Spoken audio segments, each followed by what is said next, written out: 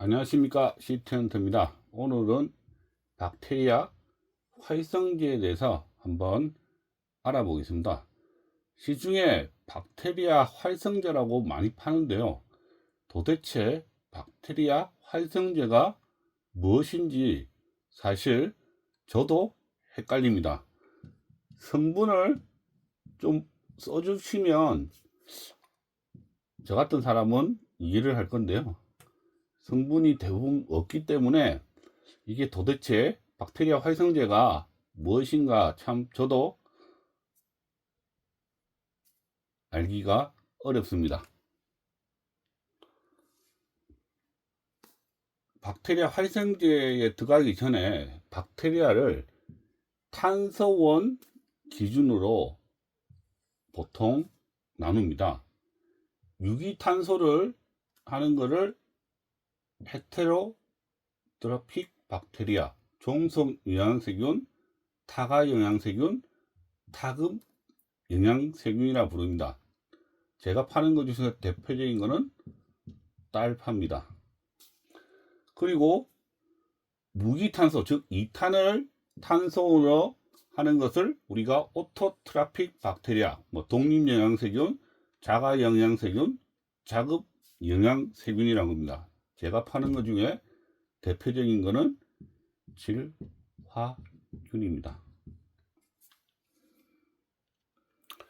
그래서 시중에 나온 이 박테리아 활성제를 종류별로 한번 보시면 생박, 그냥 박테리아제를 넣고 박테리아 활성제라고 파는 경우가 있습니다. 물론 사박, 죽은 박테리아제를 파는 경우는 없겠죠. 지금 시중에서 유통되는 모든 박테리아들은 다 생박테리아입니다. 가끔 저보고 딸파가 생박테리아라고 물으시는 분이 계신데요, 죽은 박테리아를 파는 사람은 없습니다. 그리고 미생물이, 즉 박테리아가 만들어내는 효소를 넣어서 촉매 역할을 하는 박테리아 활성제도 있습니다. 그리고 바로 앞에서 했듯이 탄소원을 기준으로 질화균을 활성화를 시키기 위해서 이 암모니아 먹이를 박테리아 활성제라고 파는 경우도 있고요, 또는 딸파 같은 헤테로트라픽 박테리아를 활성을 시키기 위해서 그 탄소원인 탄수화물, 즉 포도당 같은 것을 넣어서 박테리아 활성제라고 파는 경우도 있습니다.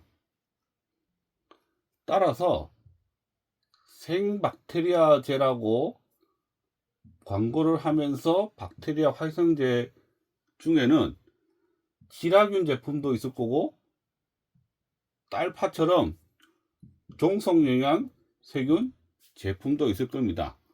질화균 제품에는 초기 세팅 또는 물잡이 이런 광고가 있을 거고, 딸파 같은 경우는 대부분 유기물, 즉 물을 맑게 한다, 이런 내용들이 있을 겁니다. 그러나 제가 봤을 때는 대부분의 박테리아 활성제로 파는 이 생박테리아제는 이 딸파처럼 종속 영양세균인 가능성이 매우 높습니다. 그래서 내용은 어떤 박테리아가 썼는지는 성분이 표시가 안 되면 모르지만 찾아보면 유기물자만 들어가면 이거는 99.999%로 헤테로트라픽 박테리아, 즉 종속 영양 세균이라고 보셔도 크게 무리가 없을 겁니다. 근데 대부분 생박테리아를 이렇게 선전을 하는 거 보면 두 개 다를 내용이 있습니다. 초기 세팅, 물잡이, 유기물. 그럼 뭘까요? 질화균일까요? 딸파일까요? 제가 봤을 때는 딸파, 그래도 유기물은 무조건 딸파입니다. 지라균은 유기물이 들어가면 안 되죠. 무기물인 암모니아가 들어가야 됩니다. 물론 종속영양세균으로 물잡이 한다고 광고를 많이 하기 때문에 여러분들은 헷갈리시면 안 되겠습니다.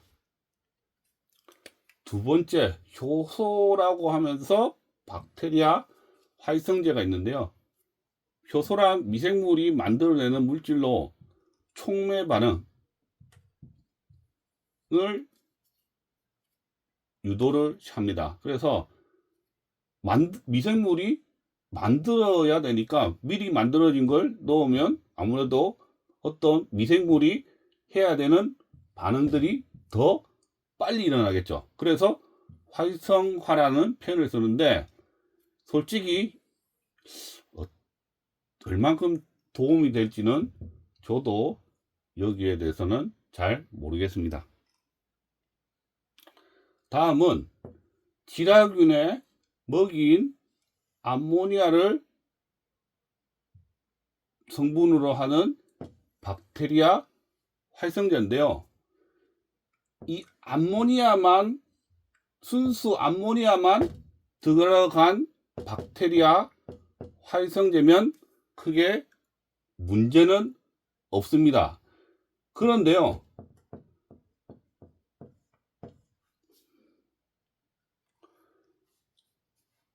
일부 제품에는 제가 어떤 특정 상품을 말씀을 드릴 수가 없어 가지고 일부 제품에는 황산 알루미늄 암모늄이라는 성분을 넣어서 이 박테리아 활성제라고 판매가 되고 있습니다. 그런데요, 황산 알루미늄 암모늄 어디서 많이 들어보셨을 겁니다. 제가 전 시간에 백탁을 얘기할 때 응집제로 쓰인다고 얘기를 했습니다. 그리고 pH가 2.6 정도로 상당히 낮습니다. 그래서 물론 넣으면 암모늄이 들었으니까 암모니아가 검출이 당연히 되고 지라균이 생겨야 하는데요. 문제는 너무 많이 넣으면 pH가 훅 떨어지기 때문에 지라균은 pH가 6.5 이하에서는 증식도 안 되고 증식에 많은 제한을 받고 5.5 이하에서는 아예 증식을 못 합니다. 그래서 너무 떨어지면 사실 pH가 너무 떨어지면 이거는 박테리아 활성제, 즉 지라균이 생기라고 박테리아 활성제를 넣은 아무런 효과를 보지 못할 수도 있습니다. 그래서 반드시 pH를 한번 테스트를 하시고요.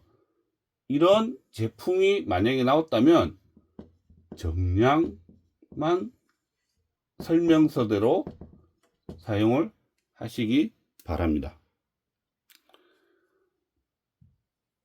이 박테리아 활성제가 가끔 착각을 일으킨 게 뭐냐면 응집제로 사용하기 때문에 사람들이 이 백탁이 왔을 때 이걸 넣으면 물이 맑아집니다. 당연한 거죠. 응집제니까요. 맑아집니다. 그런데 암모니아도 들어가게 되고 pH도 어떻습니까? 낮아지게 되니까 사실 지라균은 생길 수가 없습니다. 그래서 진짜 모르는 사람은 물이 맑아졌으니까 아, 박테리아가 활성이 됐구나 라고 생각할 수도 있지만 오히려 박테리아 종속영양세균 같은 이 박테리아는 이 응집제에 의해서 전부 다 깔아앉거나 여과기 쪽에 이렇게 붙어 있는 거고요. 그리고 생기라고 하는 지라균은 pH가 너무 낮기 때문에 생기지도 않습니다. 그리고 pH가 물론 탄산경도 pH에 따라서 다르겠지만 pH가 너무 훅 떨어지면 생이새우나 기타 약산성, 그러니까 산성에 약한 물고기나 생이새우 같은 경우는 스윙으로 죽을 수도 있습니다. 그래서 항상 이 성분이 들어간 제품을 사용하실 때는 pH가 떨어지는 거, 이것을 반드시 체크를 하시고 설명서대로 정량만 사용을 하시기 바랍니다. 이론적으로는 딸파 같은 박테리아를 활성시키기 위해서 포도당, 즉 탄수화물을 넣는 어떤 박테리아 활성제가 팔아야 되는데, 사실 시중에서는 제가 이거는 본 적이 없습니다. 차라리 아까 1번인 생박은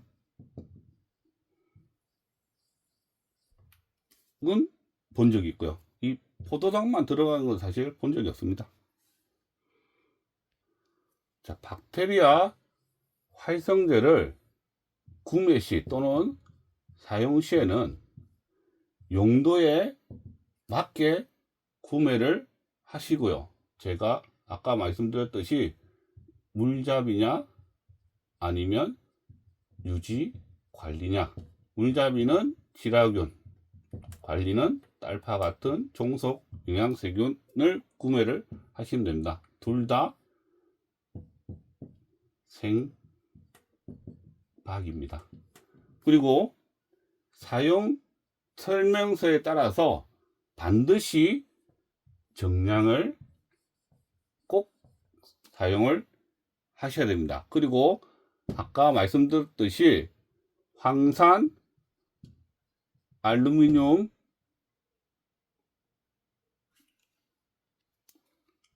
암모늄 같은 박테리아 활성제인 동시에 응집제는 반드시 pH 다운 되는 걸 조심하시기 바랍니다. 이것으로 박테리아 활성제에 대해서 간단하게 알아봤습니다. 오늘은 여기까지 하겠습니다. 즐거운 물생활 되세요.